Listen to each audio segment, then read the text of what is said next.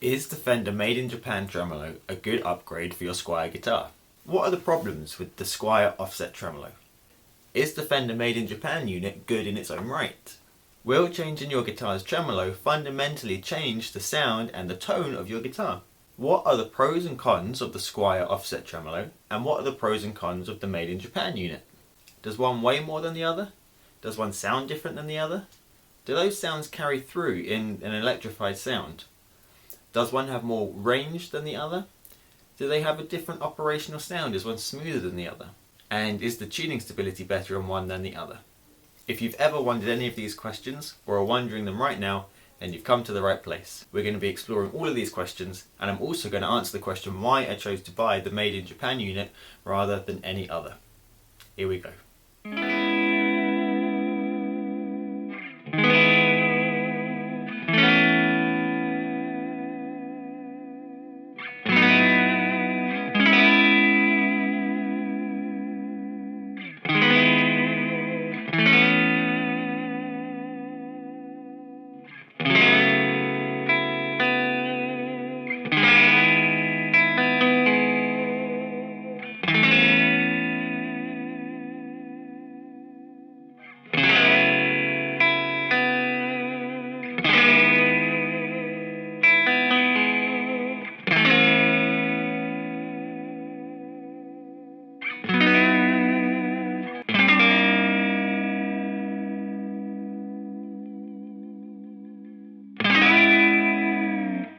Okay, in test 1 we're going to be comparing the amount of noise and operational rattle that each tremolo makes.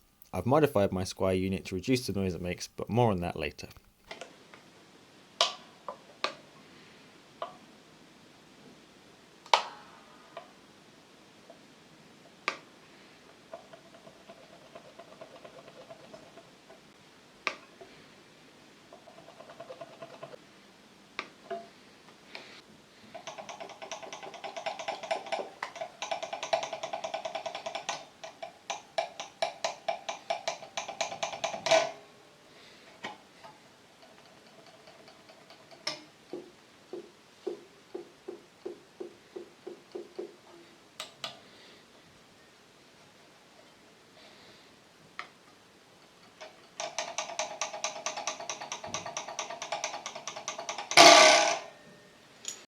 Alright, moving swiftly on to the tremolo weight. Some people are convinced that a lighter tailpiece will sound better. Some are sure that a heavy one will. But what are the differences here?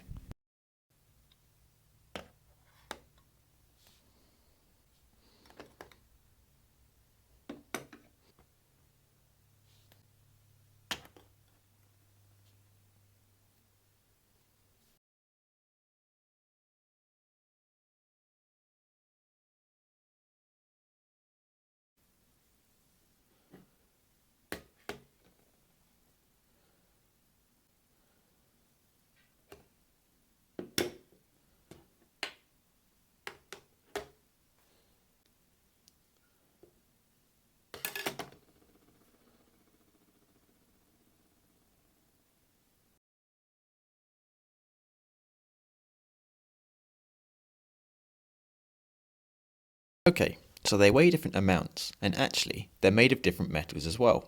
So will changing from one tremolo to the other change the core acoustic sound of the guitar?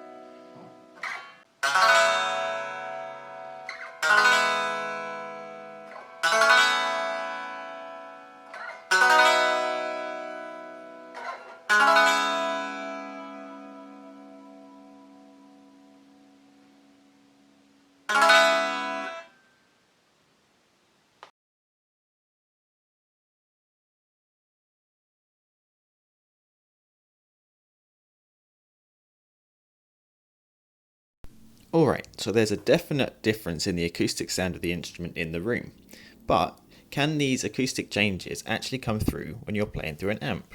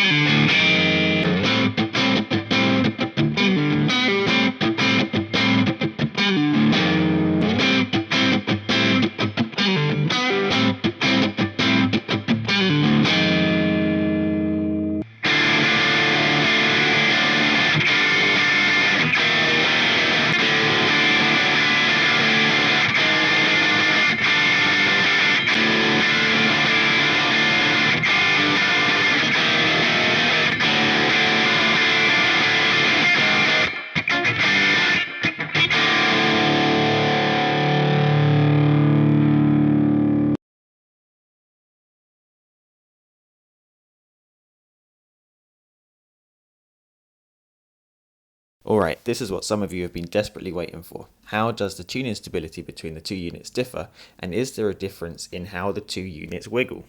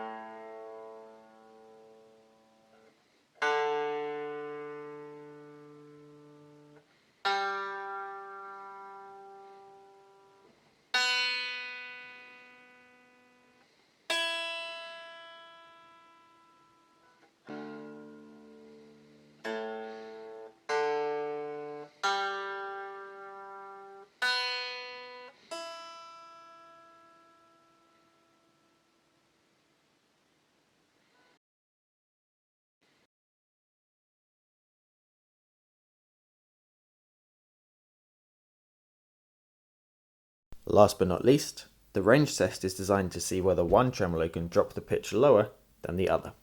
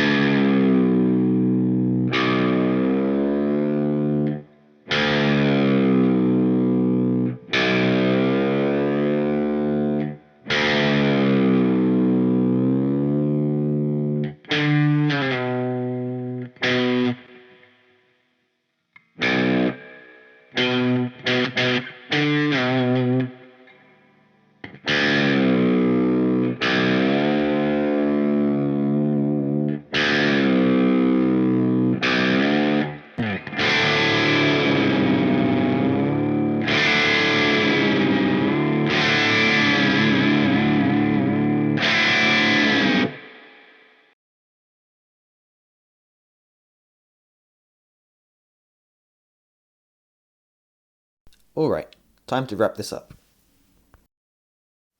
Alright, so there's been kind of ongoing commentary throughout the video, so I'm going to keep the summary quite brief, but I'm just going to kind of pick out the main points that have kind of come up throughout the video.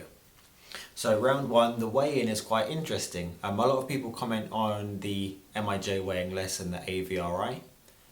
With more moving parts than the Squier, i.e. with having the locking mechanism in it, you might expect it to weigh more than the Squier naturally because it's got more mechanical parts.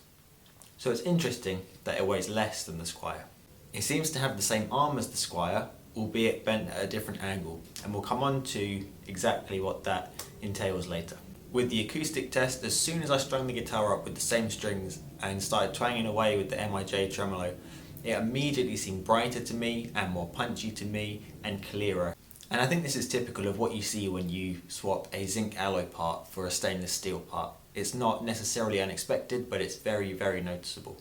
Moving on to the plugged in test, I think these acoustic differences absolutely carry through to the electrified sounds, and again this is to be expected. If the core sound of the guitar has changed, the sound being picked up by the pickups and going through the electronics is going to be different, and therefore you would expect a different sound at the output. On the clean channel, the MIJ tremolo has a tighter blow end, it is punchier, it is kind of clearer and more defined. It's brighter as well, and possibly even a little bit louder. With the overdrive sounds, it is a lot more punchy, it is a lot more clear and defined. I think you'd describe it as tighter overall as well. It's less kind of chubby and rounded in the low end. It gets rid of that muddiness, and I think you get a bit more growl in the low mids as a result. And that extra brightness that you hear acoustically and in the clean sounds is still coming through in the overdrive sounds too.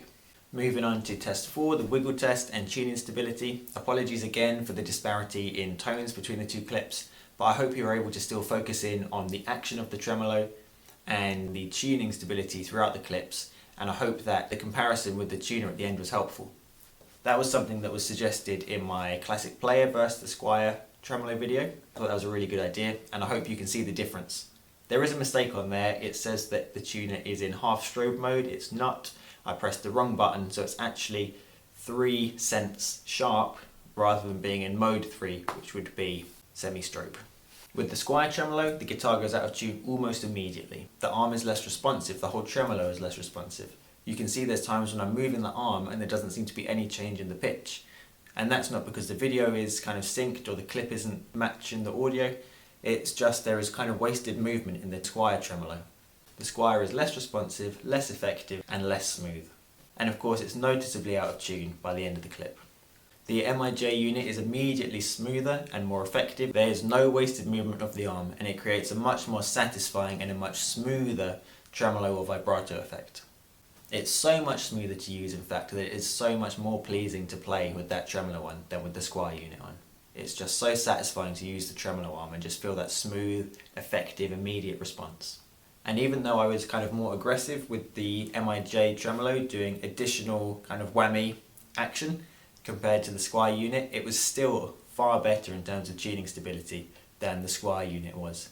It wasn't perfect, it did go out of tune a little bit, and later in another video I'm going to be exploring modifying the MIJ unit to try and make it a bit more reliable and even better, but it was definitely a clear improvement over the Squier unit. So if you're going to be using your tremolo a lot, that's definitely something to consider.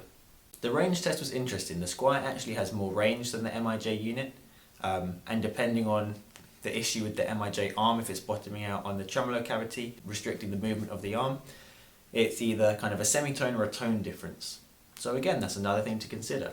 How much is having that dive bomb range a factor for you in considering what tremolo to go for?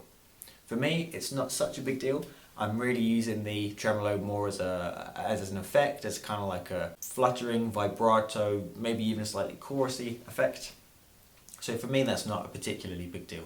And moving on to the last test, the noise test. If the Squier unit had been unmodified, it would lose for sure. It would absolutely be more noisy. Not only would it rattle the arm in the collet, it would also have operational noise, the spring creaks, and it also makes a clicking noise when it's used stock as well. However, with a couple of quite easy and simple modifications, the Squier unit is a lot less noisy than the MIJ unit, and the MIJ unit has that annoying arm in the collet rattle. Until, of course, you push the arm further into the collet so that it's bottoming out and hitting the cavity when it's used.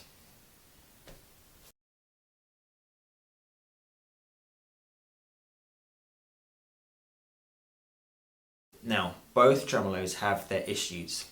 Starting with the Squier, the arm is a poor fit in the collet, which you see with many offset tremolo designs, and this means that when you use it, it rattles as the arm hits either side of the collet.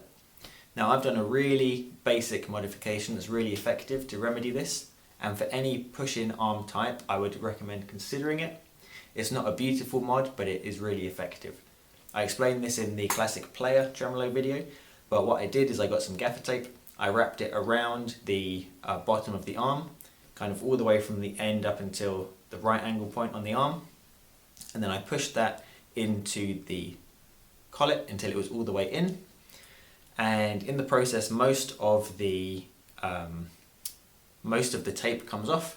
However, whatever is left and the kind of residue that is left fills the gap on either side of the collet and it stops it rattling. I've also slightly bent the arm, and in doing so gouged it a little bit, and again I think that just helps to fill the space between the sleeve and the arm.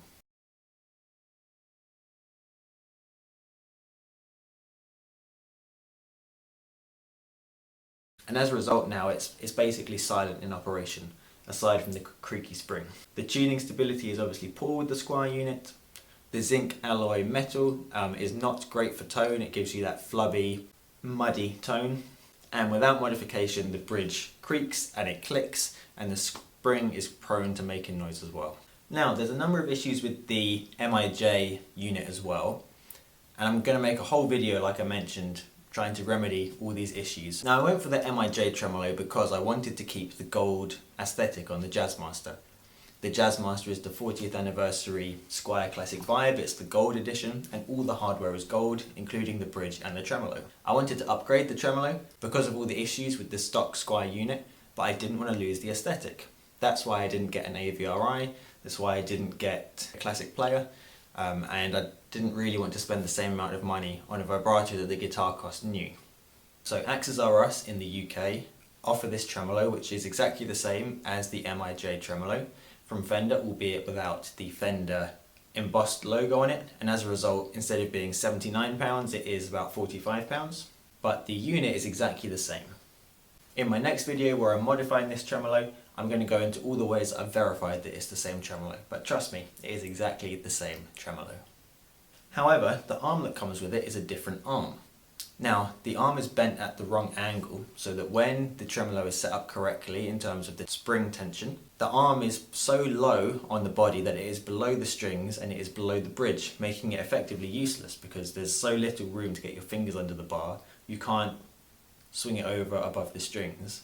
It renders it useless. When I contacted AxesRus about this, they acknowledged that they know that it's a problem, and they say that you have to basically bend the arm to make it a different angle. It would be useful if they said that on the product page, because they are willing to do that for you if you get in touch. However, it would be useful to know that before it arrives at your house. Interestingly, the sleeve or the collet opening is the same size on the MIJ unit as on the Squier unit, and so when putting the Squier arm in, the problem disappears because the Squier arm is bent at the right angle, but the arm that comes with the MIJ tremolo through AxesRus is completely the wrong angle. Once you correct this, then it works absolutely fine. But it's annoying that when you buy it, the arm is not made correctly. Another well-known issue with the MIJ tremolo that I've mentioned already is that the arm pushes too far into the collet, which means that it hits the bottom of the cavity, restricting the amount of movement you get with the arm, and if you pull the arm up to avoid that, then the arm rattles in the sleeve. The last issue is that the bridge has 50mm string spacing instead of 55mm string spacing. Or even I think some tremolos come with 58mm string spacing. And so what that means is the string spacing at the tailpiece is narrower than at the bridge. What you ideally want is you want the strings to slowly go in from the tailpiece all the way to the nut with a smooth, consistent action. However, with the MIJ tremolo, the strings first come out like this, they hit the bridge and then go in like this, which means that whenever you use the tremolo, you've got this weird double pressure on the saddles.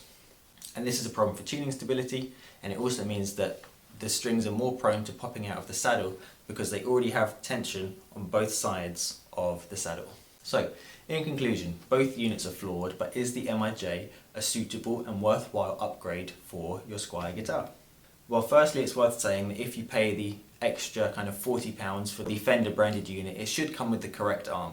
So that problem should immediately be struck off your list, and you shouldn't have any problems with the arm needing modifying before it can be used. However, the collet is the same, and you'll still experience the same problem of the arm either being pushed too far into the body or being pulled up higher to avoid that issue and having the arm rattle. That being said, all those issues are addressable, and the MIJ unit is definitely a big improvement on the Squier unit in my opinion. It improves the clarity and the punchiness and the definition and the tightness of your tone, both acoustically and plugged in. It definitely increases the tuning stability quite noticeably compared to the Squier unit, particularly if you're going to be using the tremolo a lot, and it returns to pitch way more reliably than the Squier unit does. But of course it has the downsides of reduced range on the Squier unit, a poorly designed arm and collet fit, and the weird issue of the reduced string spacing creating extra tension on the saddles, making it more likely for your strings to pop out if you hit them hard or if you hybrid pick, even with pitch back on the neck, and potentially creating issues of tuning stability too. However, if you need a gold tremolo like I did, your options are very limited. You can either buy exactly the same cheap Chinese zinc alloy metal tremolo that comes with the Squier Classic Vibe Jazzmaster Gold Edition. You can buy a gold MIJ tremolo made by Hosco and sold through AxesRus. And aside from that, your options are a Halon tremolo, which to be fair is pretty reasonably priced for a custom made part. It's about €160, and you can get that with a brass finish, or a Mastery, which is going to be about £350 at least. If you have a bit of extra money to spare, I would highly recommend checking out the Halon stuff. They have really positive reviews and they seem like really highly made parts. However, I haven't tried one personally. It is a brass finish as I mentioned, so it will be dull, it will be more like the anodized gold pickguard rather than a shiny part. And if you really are set on having a shiny gold tremolo, your only option is the AxesRus tremolo. However, the Halon will work straight out the box with no modifications necessary, and you won't have to mess around trying to remedy all these issues that you have with the MIJ tremolo. Overall, I highly recommend the MIJ unit / the AxesRus unit, provided you're willing to accept all the flaws it has and to try and remedy them yourself. It's not perfect, and you'll either want AxesRus to modify the arm for you or to modify that yourself, and even then you're going to have the issues of the string spacing and the poor arm and collet or arm and sleeve fit issue. If you prefer performance over the aesthetic, then I would recommend getting an AVRI instead. As a follow-up, I've just finished making a video where I modify the MIJ tremolo to address all these issues, and I'm going to be uploading that next week. I think it's gone quite successfully, it's finished already, and for about £40 you can make an MIJ AVRI hybrid tremolo, which in my opinion is a big upgrade again on the MIJ unit. So I suggest tuning in next time to see how you can do that yourself to improve the MIJ unit if you have one, and please consider subscribing to make sure you don't miss that next time. If you have any points or any suggestions that I can improve my videos, then please do let me know about those. If you have any questions, feel free to ask them, and hopefully I'll see you next time. Thanks for watching.